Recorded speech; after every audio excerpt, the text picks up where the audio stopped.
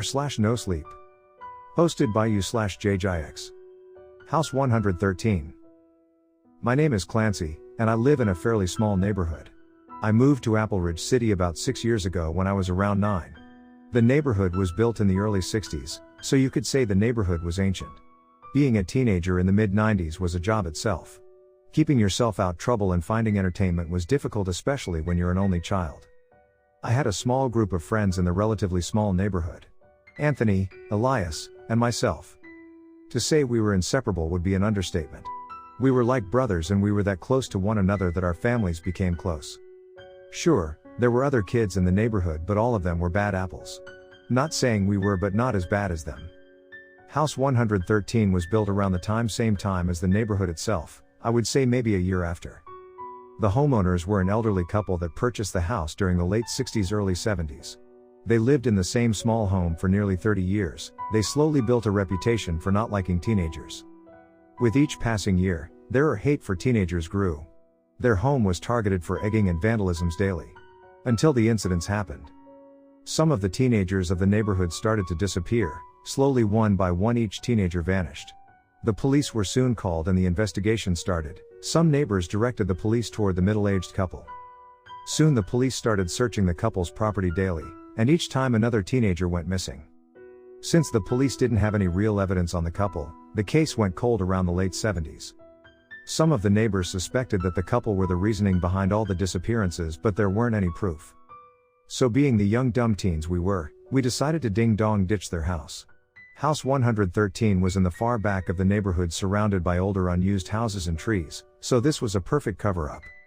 The home was at least 7 minutes away from the nearest home, so it would take us a while to get down there, but once we figured out the plan, we would execute it. We finally decided to meet around the small oak tree not that far away from the trail leading to the house. The time we decided on was exactly 11, no more and no less. When 11 hit, I started walking toward the meeting spot. While walking, I started to have a little doubt in my mind. Ever got a feeling inside of your gut telling you not to do something? That's feeling I had until I got to the meeting point. Once I got there, Anthony and Elias were there waiting beside the small tree. Finally, "Took you long enough, man," Anthony said, walking toward me. Yeah, I'm not scared, just took my time," I said back while trying not to burst out laughing.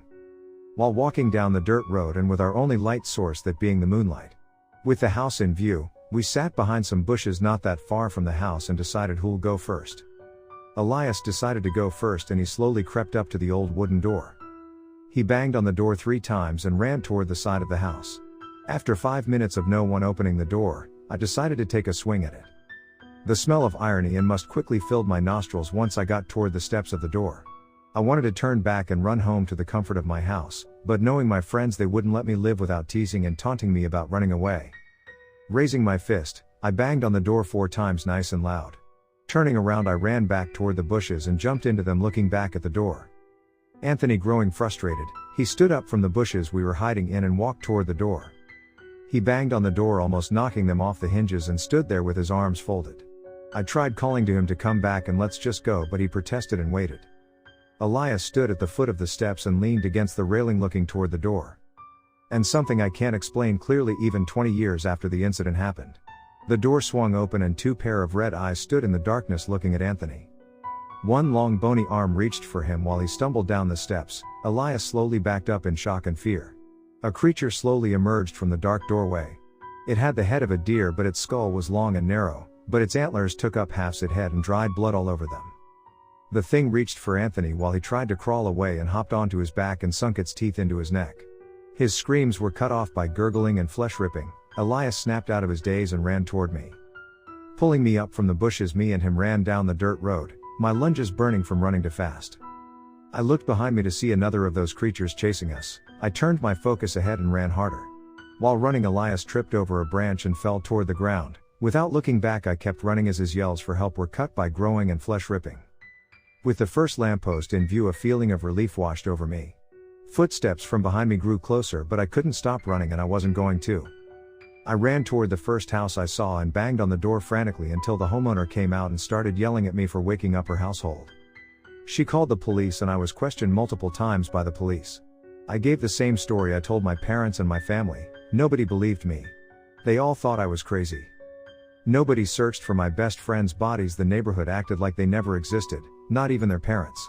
I don't know what really happened that night, but I wish it was a strange nightmare. Posted by you/JJX. The trees come alive at night. They aren't friendly. Ah yes, trees. As you might be thinking, trees don't come alive.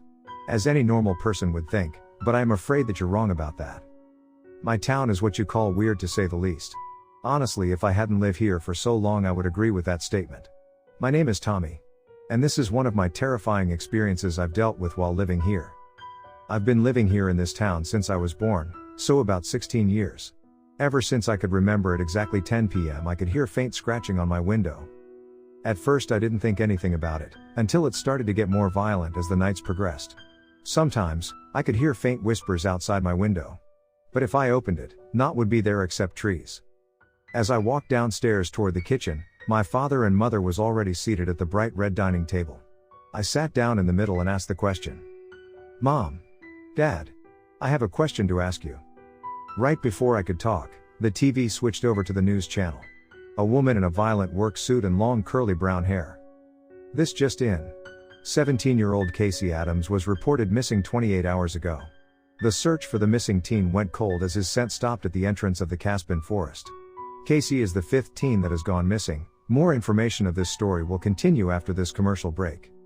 As we sat there in shock, my father grabbed his coat and hat and left the table. Well, work's a calling and I can't be late. There's an important meeting I have to attend. With that, my father left and it was only my mother and I. As many questions rushed through my head. I wanted to know only one thing: why? Why was all of this happening? As my mother stood up from her seat, I didn't beat around the bush and blatantly asked her what was going on in the town. If having the color drained out of your face was a contest, my mother would have won. Her face was pale and expressionless. I don't know what scared me more. Her reaction to my question, or the thought of something scaring my mother that bad. She stood there for seemed like an eternity. Before leaving for work, she whispered into my ear. I can't explain it to you right now, but please stay away from those woods. I promise I'll explain it to you one day when you're older. And just like my father, she left for work, leaving me home alone with my thoughts. The whole day I couldn't get everything out of my head. The woods, the missing teens, and the lies that my parents are telling me. I just wanted to know, why is everything happening? I should have listened to my mother. The day passed like usually, but I stayed in my room and thought about everything. I decided to explore the woods when my parents feel asleep to put my mind at ease. I couldn't take not finding out what my parents are hiding from me. As nighttime came, my parents strangely fell asleep earlier than usual, but I didn't care. If they weren't going to tell me what was going on, I'll just find out myself, and the answer has to be in those woods. I snuck out through my bedroom window and left it slightly cracked and headed toward the forest. The walk toward the forest was overwhelming, to say the least. I felt a strange feeling that I was being watched by something. The dark sky wasn't helping either. It was darker than usual. My only light sources were my flashlight and the dim light from the moon. As I approached the forest's entrance, the sign covered in moss and vines read out. Caspin Forest. Even reading it in my head gave me shivers down my spine. I pushed through the rusty gates and walked into the forest. As I walked deeper into the forest, the feeling of being watched grew larger the deeper I walked. With my flashlight leading my way, I stumbled upon a group of somewhat small trees. They had to be at least 6 feet and up. As I got closer toward the tree, a ripped piece of fabric from a plaid shirt. As I reached for the fabric, the tree branch whipped and recoiled away from me. I reached again, while this time, it whipped its small branch across my hand. I jumped back from in fear, not knowing my hand was cut. As the sound and feeling of movement circled around me, I looked around to see the other trees moving as well. They weren't just moving their branches, no, they were moving their whole bodies as they moved through the dirt and grass toward me. I started running in a panic. It was for long until I felt something coil around my left ankle and brought me down. My thoughts raced as the tree that grabbed me started pulling me toward it. The sounds of dirt moving also grew near. I tried pulling my ankle free, but it proved useless as it tightened its grip. I looked around frantically for something to free me from its tight grasps. I spotted a sharp rock and reached out for it and hacked at the branch like a madman until it loosened the grip. I felt the ground under me being to shake and shift violently as I stood up and began running. I stupidly looked back and was met with a image I couldn't forget. The tree still chasing me. I could see the big razor-sharp teeth. It felt like a dream. It had to be a dream. But yet, I knew it was all too real, all too dangerous. I had to get away from these trees or I would end up like the rest that failed to get away. I lost all sense of faith and felt I was going into the wrong direction. It didn't help that those things wanted to rip me apart and eat me. The exit gate was on the left side of the forest, right? All I knew was I had to put a gap between me and those trees if I wanted out of here. The more I ran, the darker it got. My flashlight helped me see what was in front of me. As I looked back, I saw that the trees were slowing down. Maybe they were getting tired. But they still kept chasing me. I couldn't describe what happened next even if I had the dictionary beside me. One of the trees, growing tired that they couldn't catch up, screamed a high hellish shriek. Even though I was somewhat far ahead, I covered my ears and it hurt like hell. What thing could scream that loud? As I ran, the ground underneath me started shaking more violently and a louder roar echoed through the night. As I saw a small ditch, I didn't waste any time before jumping into it and sighed with relief. Just for a moment I was safe. Or I thought.